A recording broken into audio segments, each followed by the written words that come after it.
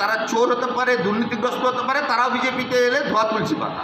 ঠিক একইভাবে এই যে সব হিন্দু এক হও, সব মুসলমান এক হও, তার মানে হুমায়ুন কবির, সিদ্দিকুল্লাহ চৌধুরীদের অপরাধ মুসলমান হলে 7 খুন মাও, শুভেন্দু অধিকারী, কার্তিক মহারাজদের অপরাধ হিন্দু হলে 7 খুন মাও। আসলে এরা হাতে হাত মিলিয়ে এই রাজ্যে যখন চুরি করছিল তখন হিন্দু মুসলমান সবার চাকরি বেঁধেছে।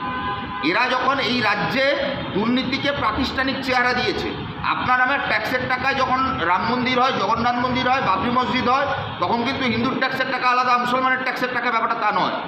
জনগণের ট্যাক্সের টাকায় এরা নীলবাতি লালবাতি গাড়ি চড়ছে, হাজার হাজার পুলিশ প্রোটেকশন নিয়ে ঘুরে বেড়াচ্ছে, সরকারের ট্যাক্সের টাকায় মন্দির বানাচ্ছে, মসজিদ বানাচ্ছে, অথচ একটা কোনো হাসপাতাল নেই, একটা নতুন স্কুল নেই, স্কুল কলেজে শিক্ষকের অভাব, ছাত্র পড়ুয়া কমছে, ড্রপ আউট বাড়ছে, 3 লক্ষ উচ্চ মাধ্যমিকের ড্রপ আউট।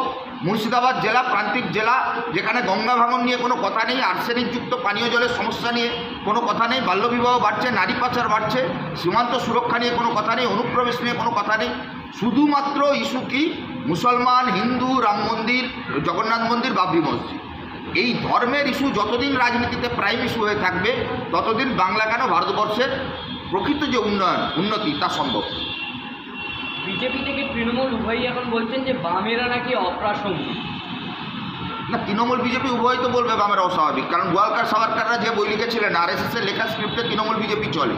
স্বাভাবিকভাবে সেই বইতে তো তাদের মূল শত্রু 3টে, খ্রিস্টানরা, কমিউনিস্টরা এবং মুসলিমরা। তারা তো বিজেপি বা আরএসএস তো তৃণমূলকে শত্রু মনে করে না, বরং তারা মনে করে আরএসএসের দুর্গা মমতা বন্দ্যোপাধ্যায়। আবার উল্টো দিকে মমতা বন্দ্যোপাধ্যায় তো বলেন যে বাজপেয়ী ভালো, মোদি খারাপ, আবার বলেন মোদি ভালো, অমিত শাহ খারাপ। আবার আরএসএসের মোহন ভাগবত এলে সেখানে ফলের ঝুড়ি, ফুলের বোকে এইসবই পাঠায়। স্বাভাবিকভাবে দেখুন, এইসব গটাপ গেম। এরা কার্তিক মহারাজ, হুমায়ুন কবির, মমতা বন্দ্যোপাধ্যায়, শুভেন্দু অধিকারী একই প্রোডাকশান। এরা প্রকাশ্যে ঝগড়াঝাটি করে, কিন্তু যখন আবার এক মঞ্চে এদের দেখা যায়, কার্তিক মহারাজ, হুমায়ুন কবিরদের দেখেছেন, তারা হাতে হাত মিলিয়ে হাসি মুখে ছবি তোলে। হ্যালো, হ্যাঁ এসছেন ভূপেশ ভবনে? হ্যাঁ, 1 মিনিটে যাচ্ছি, 1 মিনিট। বলছে যে মতুয়া ভোট তাদের পক্ষে, আবার বিজেপি বলছে মতুয়া ভোট তাদের পক্ষে। মানে আপনাদের পক্ষে না হিন্দু, না মুসলমান, না মতুয়া ভোট, মানে আপনাদের ভোট বাক্সে কি আবারও 0 হবে, এটাই কি তারা বোঝাতে চাইছে? না দেখুন, রবীন্দ্র নজরুলের বাংলা হিন্দু মুসলমানের বাংলা বলে তো পরিচিত ছিল না। আমরা মানুষের ভোট চাই। আমরা হিন্দু মুসলিম রূপী বা ছদ্মরূপী, যারা মানুষকে অন্ধকারের দিকে ঠেলে দেয়। এমন দিনে আপনি আমার ইন্টারভিউ নিচ্ছেন যেদিন মহাকাশ থেকে ফিরে এলেন সুনিতা উইলিয়ামস। তিনি বিজ্ঞানকে অসম্ভব, বিজ্ঞানের যে অসম্ভবের সম্ভব করবার যে সাহস, স্পর্ধা, তা আজকে বিজ্ঞান করে দেখিয়েছে। সেখানে দাঁড়িয়ে আজকের দিনে যারা বিজ্ঞানকে অস্বীকার করে গরুর দুধে সোনা খুঁজে পায়, কুম্ভ মেলায় স্নান করে পাপ ধুয়ে ফেলে, কিংবা যারা কোনো না কোনো ফতোয়া জারি করে সংখ্যালঘু মৌলবাদী শক্তিকে প্রমোট করে, সেই হিন্দু মৌলবাদ হোক, মুসলিম মৌলবাদ হোক, সেই হিন্দু মুসলিম মৌলবাদের হাতে হাত ধরাধরিতে যারা হিন্দু এমএলএ হয়, মুসলমান এমএলএ হয়, হিন্দু ভোটার হয়, মুসলমান ভোটার হয়, মতুয়া ভোটার হয়, জনজাতি ভোটার হয়, উপজাতি ভোটার হয়, আমরা বিশ্বাস করুন মানুষকে এই চোখে দেখি না। 34 বছর এই রাজ্যে গরিব মেহনতি মানুষের ভোটে আমরা সরকারে ছিলাম, ক্ষমতায় ছিলাম। মধ্যবিত্ত শিক্ষিত বেকারের চাকরি, এসএসসি, মাদ্রাসা সার্ভিস কমিশন, সেটা হিন্দু মুসলমান ছিল না। শ্রমিকের যে মজুরি, তার মধ্যে হিন্দু মুসলমান লেখা থাকে না।